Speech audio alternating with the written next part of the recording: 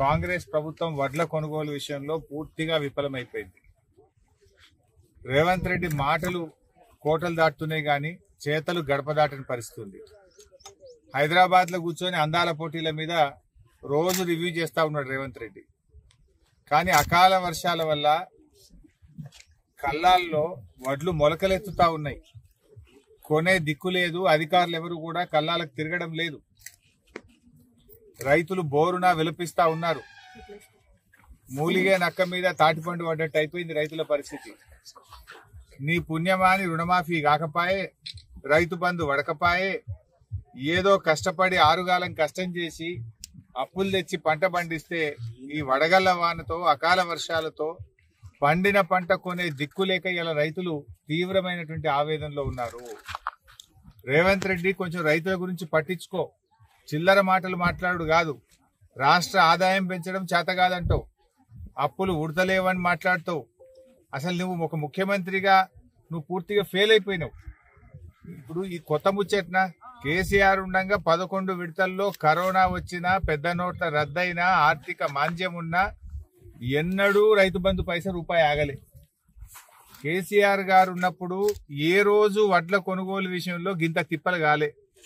నువ్వు వచ్చినాకనే అయితే కాంటాలు పెడతలేరు, లారీలు వస్తలేవు, సంచులు పంపినరు. 100 సంచులు ఇస్తే 40 సంచులు పొక్కలు పడే ఉన్నాయి. ఆ సంచులన్నా చక్కగా ఇచ్చే పరిస్థితి లేదు.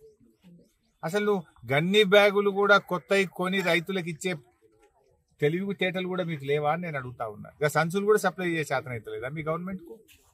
నా గన్ని బ్యాగులు దొరికాయి, లారీలు రావు, కాంటాలు పెట్టరు, ఆ మిల్లులకు పోతే దించుకోడు, 5 కిలోల తరగంటున్నారు, రైతుల్ని ఇబ్బంది పెడతా ఉన్నారు. నేను ఇలా సిద్దిపేట రూరల్ మండలం ఇరుకోడు గ్రామంలో వస్తే ఏ కుప్పలో చేయి పెట్టినా కూడా మొలకెత్తిన వడ్లే కనబడతా ఉన్నాయి. హైదరాబాద్ లో కూర్చొని ఉత్తమ్ కుమార్ రెడ్డి ఏమో మేము కొంటున్నాం అని ఏడగొంటున్నాం. మరి మొలకలెత్తి ఈ రోజు వడ్లు నల్లబడిపోతున్నాయి. ఇప్పుడు వర్షం పడంగానే వెంటనే ఎత్తి రైస్ మిల్లులకు అలాట్మెంట్ ఇచ్చి బాయిల్డ్ రైస్ చేసుకోవచ్చు కదా. రెవెన్యూ వ్యవస్థ ఏం చేస్తున్నారు? కలెక్టర్లు, ఆర్డీఓలు, ఎంఆర్ఓలు, DM civil supplies, agriculture department ఏం చేస్తుంది అని నేను అడుగుతా ఉన్నా. ఆ రోజు కేసీఆర్ గారి ప్రభుత్వం ఉన్నప్పుడు ఏమన్నా వాన పడితే ఎంఆర్ఓలు పోయి సెంటర్లలో కూర్చొని ఆర్ఐఓ కాడ, డిటిఓ కాడ, ఎంఆర్ఓ కాడ కూర్చొని ఆర్డీఓలు తిరుక్కుంటా మిల్లులకు వెంటనే దించిపిచ్చి రైతుల్ని కాపాడుకునే ప్రయత్నం చేసినాం. నువ్వు రైతు బంధు చేయపోతివి, రుణమాఫీ చేయపోతివి, కనీసం పండిన వడ్లు కూడా కొనే తెలివి లేదా నీ ప్రభుత్వానికి అని అడుగుతా ఉన్నా. చేత కాకపోతే దిగిపో. ఎందుకంటే నువ్వు అప్పు ఉట్టదంటావు, పైసా పెంచనంటావు, వడ్లు కొననంటావు, రైతు బంధు వేయనంటావు, రుణమాఫీ చేయనంటావు. మరి ఇక నువ్వు ఎందుకున్నావు? ఆనాడేమో మస్తు మాట్లాడినావు కదా. ఈ ప్రభుత్వం పూర్తి